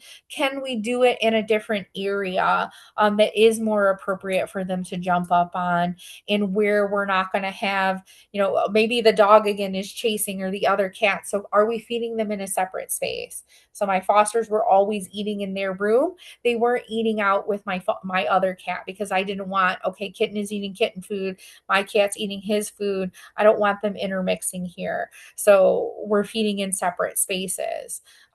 Dog is fed in their crate, or dog is fed on the floor, cat's fed over in this room. I like feeding the dogs in the crate or having the dog, be fed first because the cat's going to follow you to wherever their cat food is going. So these are just, again, different tips and tricks that we can do and start introducing our kitten into these habits and these rituals when they're young, so they're not getting on our nerves when they're adults and they're bigger and it's a lot harder to manage and it takes more time to teach a replacement behavior. So I'm just going to pause because I said a lot. Make sure there are no questions because I know we still have some people watching with us live. Any questions about counter surfing or scratching? Nope. Okay. We're going to keep on moving on. So again, choose replacement activities, reward the cat where you want them to be, and if at all possible, avoid those aversives because negative interactions, they only work when the human is there to do it. So squirt bottles, clapping, yeah, they'll make a cat stop a behavior because it startles them in the moment. But guess where they're going to be when you're not home? On the counter, probably sleeping on the table, probably scratching those couch cushions, right? So we want to make sure that we're not using fear-based techniques to discourage behavior. Instead, we want to find a replacement behavior and we want to reward heavily the behaviors that we do want to see. Anything you want to add to that, Victoria? No, you covered it really nicely. Thank you. Okay. So I think this takes us to our last slide. So be an advocate. You guys know this. There are so many different ways we can advocate for our feline friends. Just know that every kitten deserves and needs socialization, even those confident ones. Again, maybe we're going to work on these techniques and do socialization and get them used to counters and scratchers and carriers and things like that because we're prepping them for adulthood. We want to make sure whether they're living with us or they're living with someone else, even if they're confident, that they're well rounded. It's not enough just to know people. It's enough. They need to know how to navigate their environments, different situations, different people, different animals. So the more that we can expose them to at a young age, the more confident and happy and easy they're going to move through transitions at an older adult stage. And the more successful they're going to be in a home if they get adopted. They're less likely to get returned if we've already done some of that footwork for them and made them used to these new challenges that they're going to come up against. Seek resources and help. You're not alone. If you're a foster parent, you're like, oh my gosh, this kitten is driving me wild. Look at all these techniques and different tips we came up with today. I love the rubber boot one. Again, that is a new one for me. Love that. There are resources that we can share. We'll share some of them out in the follow-up email that goes out with the recording afterwards. Of course, you can volunteer. A lot of these techniques that Victoria was talking about are so simple, and you saw she was doing them in her home and she was doing them in the shelter. So fostering and volunteers are different ways that we can help raise healthy kittens, both physically and mentally, and get them set up for success as an adult. You can donate. So we talked about licky treats. We talked about cat wands. Those are a hot commodity in the shelter and they get beat up real quick, especially if they're the feather ones, which are the ones the cats love the most. So please bring those in. You don't have to donate though. You can just spread the word. You learned some stuff today, hopefully, that you can share with folks. If you don't know how to help a person that's struggling with kittens, bringing them into their home, whether that's fear, or arousal, you can reach out to us and we can direct them with resources so that animal can be successful in their home. We want cats to be happy individuals, both kitten and adult, but it really starts out in that critical window that we talked about, that 2 to help me out, Victoria, 2 to 12 weeks, 2 months Uh, to 2 weeks to 12 weeks. 2 to 7 weeks. 2 to 7 weeks is a sensitive period for socialization, but they can still be socialized beyond that. It just takes a little bit longer. Yeah. I would say when it really starts getting challenging is after that 5 months is when they're an adolescent now, so they're not Yeah, quite as moldable. Doesn't mean they can't be, but it's more work. right. So again, good care addresses both the physical and emotional needs of the animal, and we all can be aware of what we can do to make sure the cat has those 5 pillars because that's really what's going to set up a cat for success, no matter where or how they're in a home and are interacting with humans. And all of us can be advocates just by doing that, is by making sure that we're being respectful to the cat's needs and giving them the things that they need to be successful. So with that, our last bit, it takes a community. So thank you all for being here with us today to learn about this stuff. Thank you, Victoria, for coming in and sharing more of the behavioral side of things and walking us through how to do some of these techniques with videos, because I think we can use these for kittens, for adults, for shy, for confident kitties, to continue to build and make sure they maintain confidence. Because even though they were confident in the shelter, they go to foster home and there's that adjustment period. They get adopted, they go into home, there's that adjustment period. So this information can be used at any stage because no kitten or cat is just solid. We all go through ups and downs in our lives. So these tips are really, really important. So thank you for being here tonight, learning with us, doing what you do. I know many of you guys are already involved. We are so, so appreciative of that. And I'm going to go ahead and stop sharing my screen just in case there's any more questions tonight, because we'll just open it up now for general questions if you have them. And it's Thank you, okay. everyone. Thanks for inviting me, and thank you, everyone, for joining us. It was fun going through this, and I appreciate working with you volunteers at the shelter too. And some of you have come into my home to help with fostering, and I know Maria, you mentioned you'd like to come help socialize my next crew that I have. So the more people that these kittens meet, the more they can get used to strangers.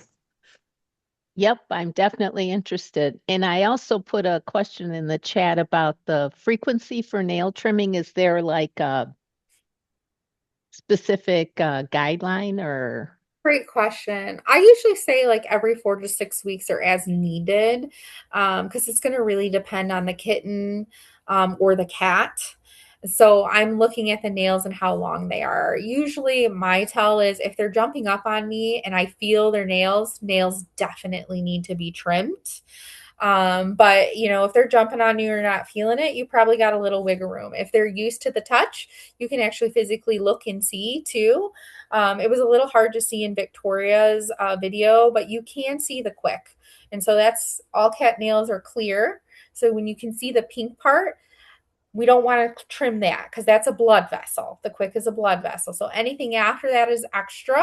It doesn't need to go super short, but you do want to take that point off. You can go all the way to right before the quick. So it's really at that point an owner preference and probably your cat's comfortability level. Kitten nails are the easiest. It's so easy to start with nail trims when they're young. It's much harder when you have an adult cat. So please, please, please start when they're young. But catching furniture, catching the pant legs, again, if they're jumping on my lap and the nail, because they're retractable, right? So if the nails are being felt when they're jumping on you, they're too long and they're ready for a trim. But 4 to 6 weeks, it's going to depend on the animal, how often they scratch, whether they're indoor, outdoor. There's a lot of things that go into it. But great question. Hopefully that Yeah. helps. I find that Yeah. kittens are every at least 1 to 2 weeks. So that's why handling them is really good to start doing that at a young age. That's fair. I didn't take that into consideration. See, that's where the adult cat, I'm an adult cat person, is coming No, in. adult cats are like, I find it's about a month too. Yeah. Yeah, 4 to 6 weeks. Mhm. But Kins, you're right. Their nails are growing. That's why they're so sharp and their teeth Mhm. too, because they're growing at a faster rate. So yes, kittens will need it more than that. Scratching posts do help because there's some natural wearing down happening from that, but they'll still need nail trims. Um, there are also safe paws or soft paws. They're little glue Oh, things you can yeah. put on your Mhm. nails. I don't Yeah. find a lot of benefit with that. They Yeah. pop off. It's stressful to put them on. Just do the nail trim. It's Yeah. really, Yeah. you don't have to, this is not like a dog. You can see the quick, and if you do the work when they're young, cats will just lay there and let you do it. So, Mhm.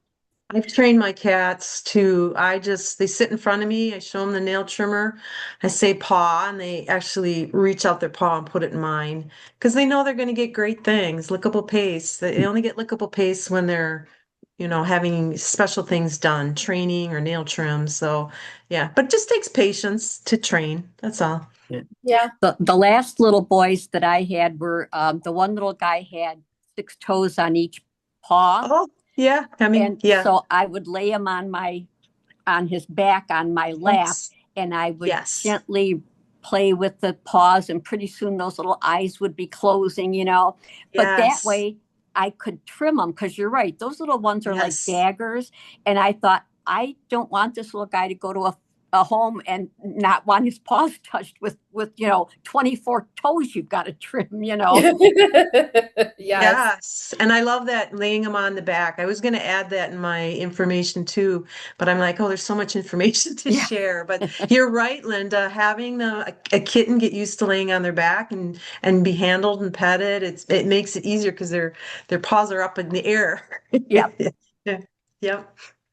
Yeah, I think that's a good, we didn't talk about that either, but if you're gonna want to be a person that's gonna pat a belly of a kitty and need to brush, doing work with the belly at a young age Yeah. is so important to desensitize it, because most adult cats, they just aren't, it's such a sensitive area for Yeah. them. They feel so vulnerable.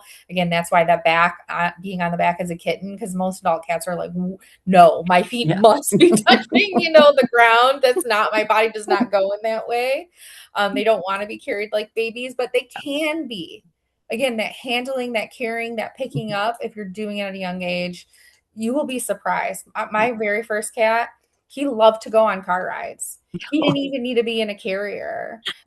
He would just go in and he would look out the window, because he did it as a kitten. I lived in Alpena, Michigan, so it was a 4-hour drive. He started off by riding in his carrier, also like sitting in my lap sometimes when we were traveling. Eventually, he would just lay down on the floor at the feet, when he would get tired. So I mean, maybe I wouldn't do that now for safety, I mean, I don't know though. I mean, I feel like if you're in a car accident with an animal, it's going to be bad no matter what. But it was just so fun. He was my travel buddy. He went to my cabin with me. Any Aw. places that had cat appropriate places, because he was so well traveled and so exposed to so many things as a kitten. He did so many cool things as an adult. I took him Aw. into the nursing home when my grandma was there. All the people just, and he was able to meet all of them and to really took the petting and the loving.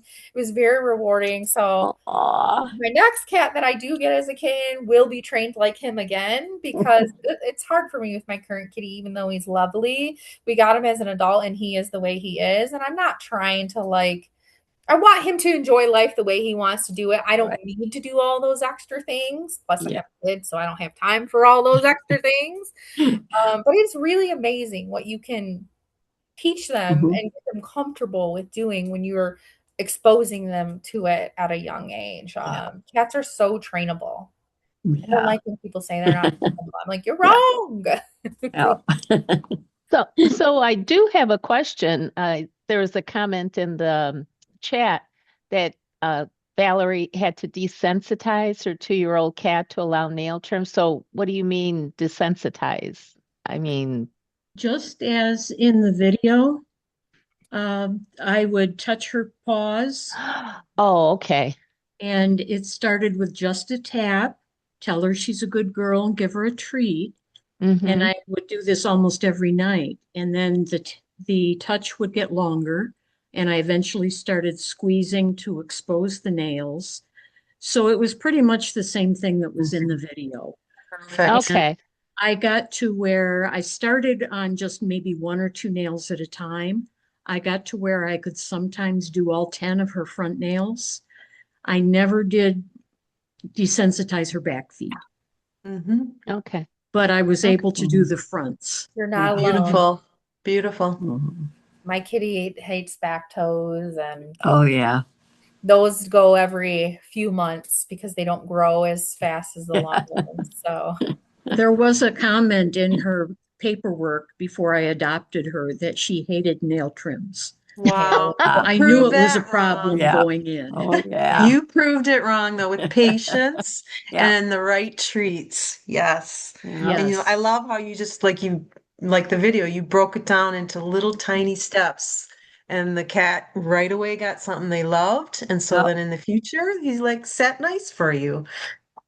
Yep. She was such a nice cat, very affectionate, but as my friend says, she's all cat. And if she didn't want attention, then leave her alone. Yeah.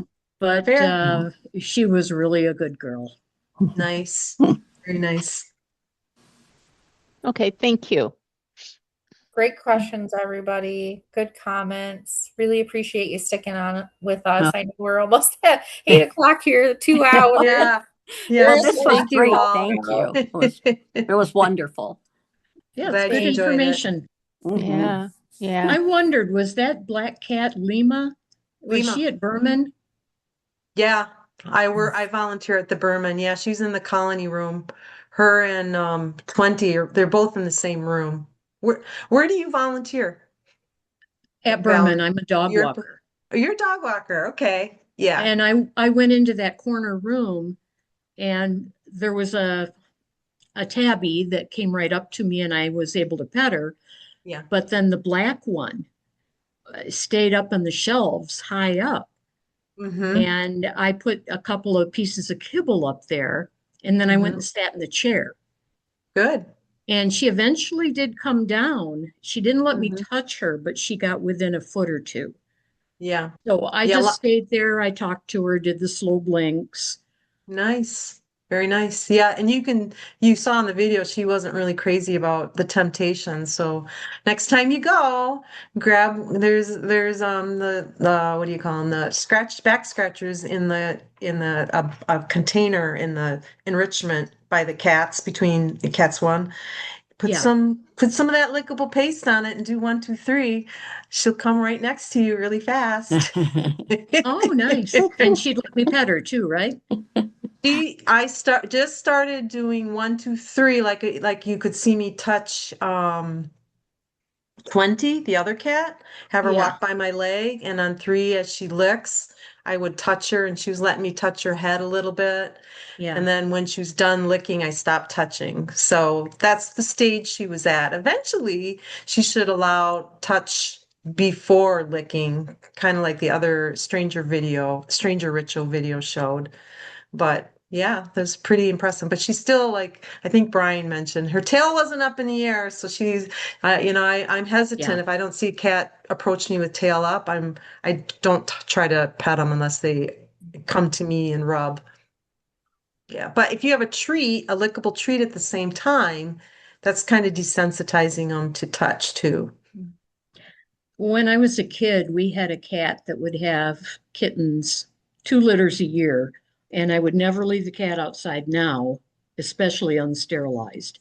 But when I was growing up, that was commonplace. Sure. She would have her kittens in the barn next door and bring them home when it was time to wean them.